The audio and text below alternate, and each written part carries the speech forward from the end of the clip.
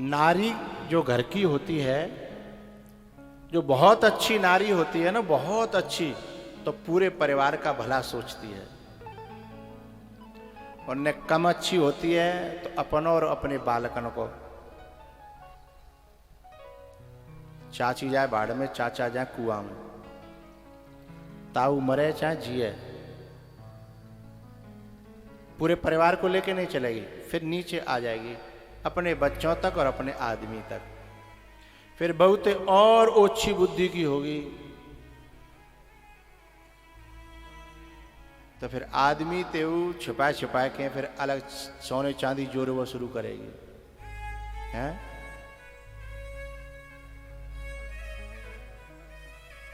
और ज्यादा नीचे का दर्जा पाना होगा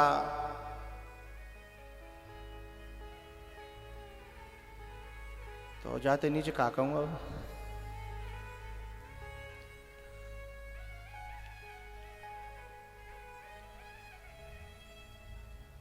नारी पहले अपने शरीर को सोचेगी, अपने सुखों को सोचेगी, उसमें बच्चों को भी अलग कर देगी, आदमी को भी अलग कर देगी, इतनी खुदगर्जी आ जाएगी। तो ये मनुष्य की सबसे निम्न गति है। अपने परिवार को लेके चले थोड़ी और ऊंची हो गई, और अपने परिवार से और कुटुंब खानदान को भलो सोच करवे जरूरत नहीं, सोचवे की बात कर रहा हूं मैं अभी। और भलो सोचे थोड़ा सा तो समझ लो वो और महान नारी बन जाएगी। और यदि गांव को भलो सोचने लगी फिर तो महात्मा बन जाएगी।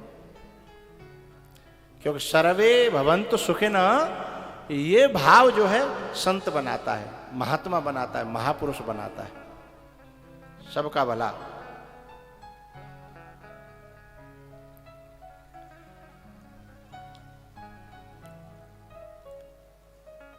तो दुर्योधन जो है ना,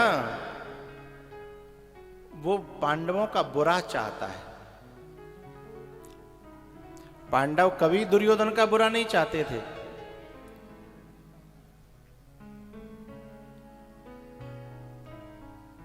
पता है, अश्वत्थामा ने कहा कि मैं जा रहा हूं और 5 पांडवों के सिर ला करके मैं तुम्हारे सामने रखूंगा। अश्वत्थामा गया, लेकिन प्यारे एक बात कहनी है मुझे। यदि हमारे ही सोचने से जिंदगी चल जाती तो परमात्मा को कोई पूछता नहीं। हमारे चलाए से जीवन चल जाता, संसार चल जाता, परिवार चल जाता। एक बात बताऊं, हमारे शरीर कहवे थे, हमारा शरीर भी चल जाता तो हम परमात्मा को नहीं पूछते। हमारे कहने से हमारा शरीर भी हमारे कहने में नहीं है ना? इसलिए मनुष्य मजबूरी में परमात्मा को मानता है। लेकिन मैं आपसे कहना चाहता हूं कि परमात्मा के मानने से न मानने से कोई फर्क नहीं पड़ता। लेकिन एक बात निश्चित है, परमात्मा है और परमात्मा हमें जो देगा हमारे कर्मों के आधार पर, वो हमें राजी राजी गैर राजी भोगना पड़ेगा।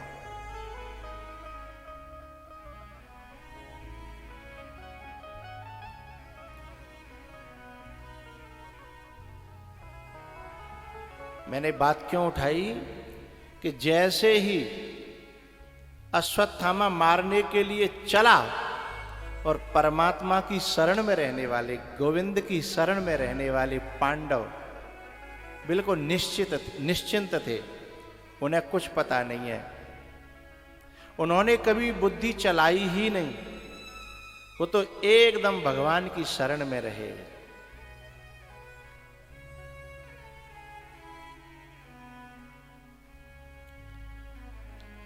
हम लोग जहां जितने बैठे हैं मुंह समेत, हम में ऐसा कोई ना है जो झूठ नहीं बोलते हो। कोई हरिचंद को चाचा ना। लेकिन हम जैसे झूठाओं पर भी एक नारी है जब शादी होती है तो हाथ में हाथ दे देती है, तो पूरा विश्वास कर लेती है, और बाय फिर भरण पोषण करना पड़ता है। झूठा है, साचाधारी नहीं है, हरिचंद नहीं है, लेकिन फिर भी फेरे पड़ गए थे तो उसका भरण पोषण करना ही पड़ता है। तो एक संसारिक व्यक्ति की शरण में जब कोई आ जाता है तो यह भी उस वचन को पूरा करने में पूरी जिंदगी खपा देता है। तो क्या भगवान की शरण में कोई हो जाए तो वो इतना बेकार है, आदमी से भी गया बीता है क्या? लेकिन हमारे हृदय में शरणागति का भाव महापुरुषों का संग करते करते आता है। पांचों पांडव पूर्ण शरण में हैं। जब जब पांडवों को मारने की कोई साजिश करता है तो पांडव चैन से सोते हैं, लेकिन कन्हैया की नींद उड़ जाती है। इससे पहले भी एक बार मारने का प्रण किया था पितामह भीष्म ने। इससे पहले दुर्योधन के भड़काने पर भीष्म जी ने 5 बाण उठा करके रख लिए कि कल पांचों पांडवों का मैं वध कर दूंगा। पांडव बिल्कुल निश्चित हैं, निश्चिंत इतने हैं कि उन्हें पता भी नहीं है कि उन्होंने प्रतिज्ञा की है या नहीं की है। और कन्हैया के पसीना आ रहे हैं। रात की बात, द्रौपदी के शिविर में पहुंचे और द्रौपदी के शिविर में जाकर के जगाया, ए कृष्णा खड़ी हो जा, जल्दी चल। एक बात बताऊं, आधी रात पे भगवान द्रौपदी को जगा करके कहते हैं जल्दी चलो। द्रौपदी ज्यों की त्यों चल दी। और पता है, जब पितामह भीष्म का शिविर लगा हुआ था कुरुक्षेत्र में, जब वहां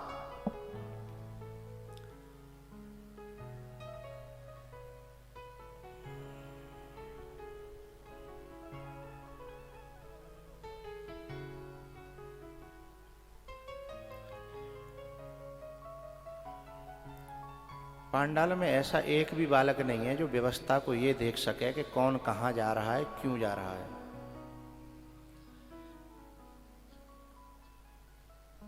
अच्छा, लास्ट के दिन भंडारा होगा, कथा के बाद भंडारा होगा, बाद में सब मर जाएंगे। व्यवस्था करवे के लिए, पश्चिवे के लिए आ जाएंगे हैं। फिर जो कहें बताओ तुम का पसंद है, खीर पसंद है, कि पुआ पसंद है, कि रसा पसंद है, पत्थर के दो ना। अभी साधना कथा चल रही है तो जब एक व्यक्ति ऐसा ना देख रहा हो जी देख सके कि जी माता जी वहां से चली आ रही है घूंघट में, और आदमी ने फाड़त भई चीरत भई भीड़ है, और यहां तक आ गई, क्यों आ गई, क्यों जा रही है। कोई ऐसा दिखवैया जहां माई को लाल ना हो।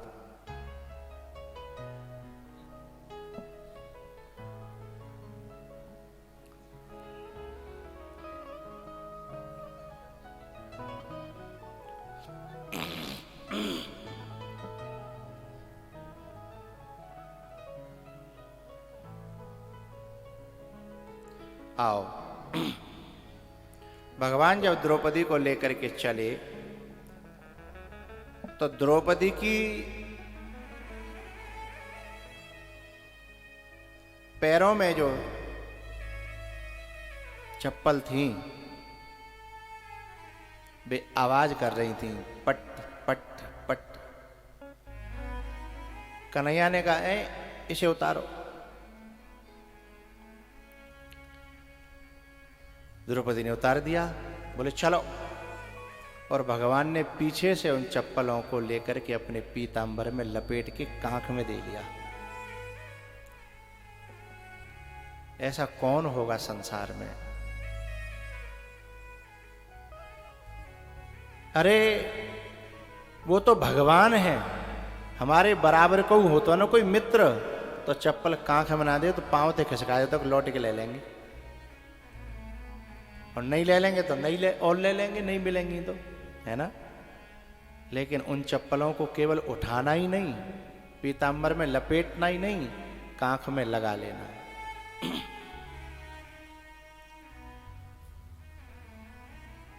और जाकर के कहा अंदर जाओ और पितामह भीष्म को प्रणाम करो। द्रौपदी अंदर गई, प्रणाम किया। पितामह भीष्म ने आशीर्वाद दिया, सौभाग्यवती भव।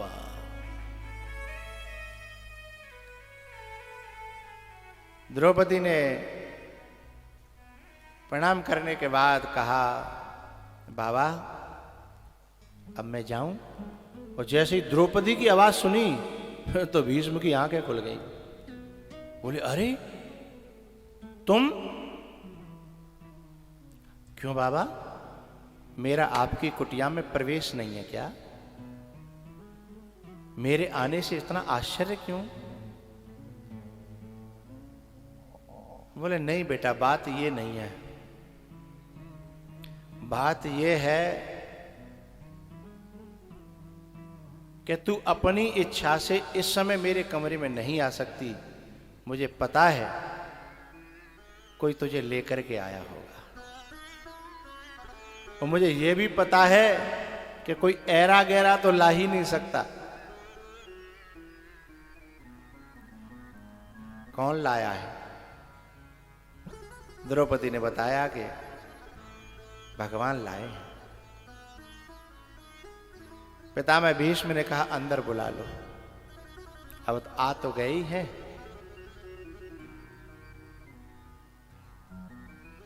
कन्हैया मुस्कुराते हुए अंदर प्रवेश किए।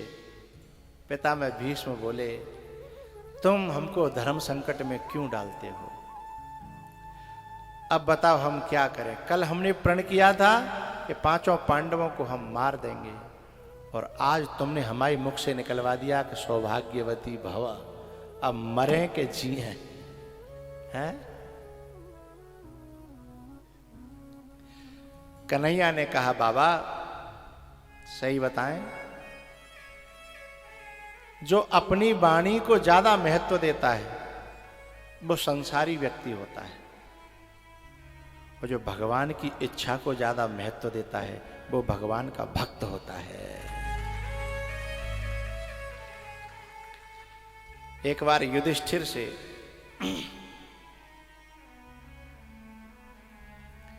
अर्जुन ने पूछा, कि भैया आप सत्यवादियों में अग्रगण्य हो, आपने अपने जीवन में कभी झूठ नहीं बोला, आपकी प्रतिष्ठा पूरे संसार में इस बात के लिए थी कि धरती अलट पलट हो जाए, लेकिन धर्मराज युधिष्ठिर झूठ नहीं बोलेंगे। यहां तक कि भीम की बात पर द्रोणाचार्य जी ने विश्वास नहीं किया। उन्होंने कहा, यदि युधिष्ठिर कह दे कि अश्वत्थामा मारा गया, मैं मान लूंगा। तो भैया एक बात बताओ, आप भी जानते थे कि यह झूठ है, और आपने पीछे से कहा कि नरोवा कुंजरोवा, आप भी जानते थे कि यह झूठ है।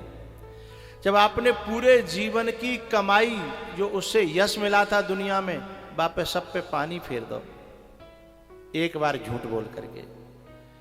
आपने इतना बड़ा बलिदान, इतनी बड़ी कुर्बानी, अपना पूरे जीवन का कमाया हुआ यश आपने मिट्टी में मिला दिया। क्यों? बड़ी प्यारी बात कही युधिष्ठिर जी ने, धर्मराज ने। अर्जुन सही बताऊं? हाँ। बोले, जीवन की कमाई भाई जितनी भी साधना है, धर्म है, कर्म है, वो सफल तभी होती हैं जब भगवान को समर्पित कर दी जाती हैं। मैंने झूठ अपने लिए नहीं बोला। जब मेरे गोविंद ने कहा कि झूठ बोल दो, तो मैंने फिर झूठ गोविंद के लिए बोला है। मैंने अपना यश, अपनी प्रतिष्ठा, अपना धर्म, अपना सत्य सब ठाकुर जी को अर्पण किया है। इस बात को रामायण में बड़ी शब्दों में पिरो करके कहा गया है।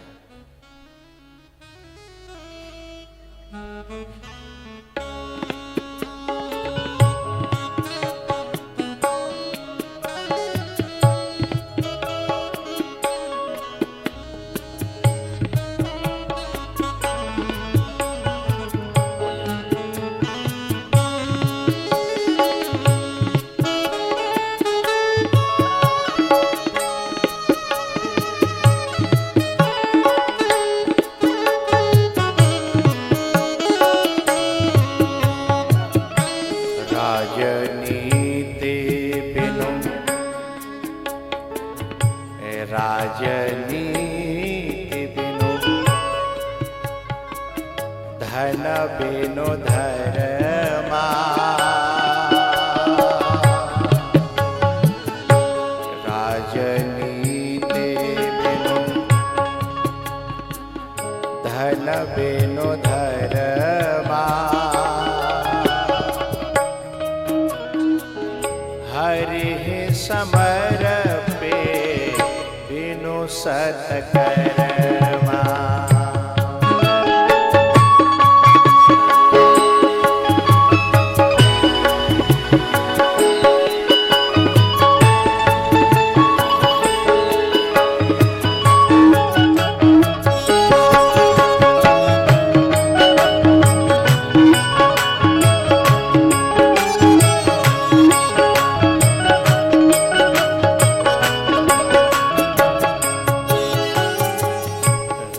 राजनीति बिनु धन बिनु धर्मा,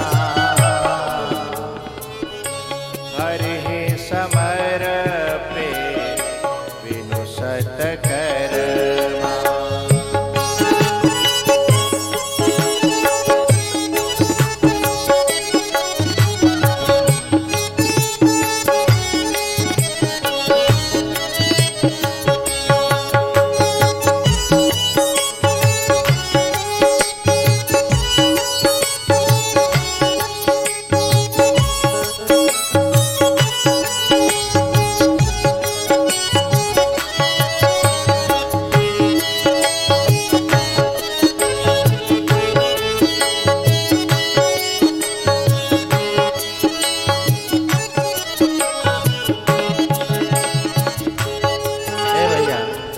बिना मांगे तो माँ बच्चे को भी दूध नहीं पिलाती, मांग लिया करो, और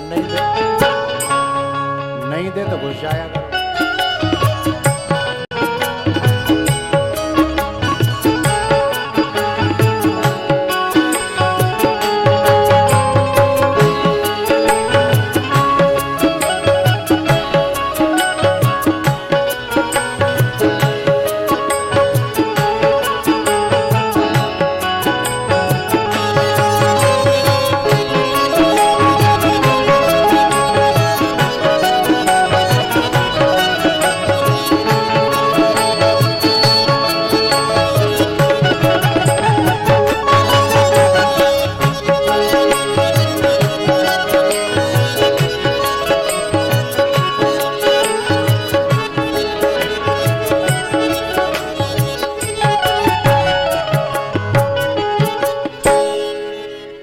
राजनीति बिनु धन बिनु धर्मा। कोई कहे कि मैं धन को तो बढ़ाना चाहता हूं पर धर्म नहीं करूंगा, दान नहीं करूंगा, लेकिन धन को बढ़ाना चाहता हूं, वो भूल जाए। जैसे बिना पसीना के निकरे शरीर स्वस्थ नहीं रह सकता। कोई लाख उपाय करे, लाख, बिना पसीना के निकरे जैसे शरीर स्वस्थ नहीं रह सकता, ऐसे ही धन में से 10% दशांश दान किए बिना धनवित हमारा स्थायी नहीं रह सकता।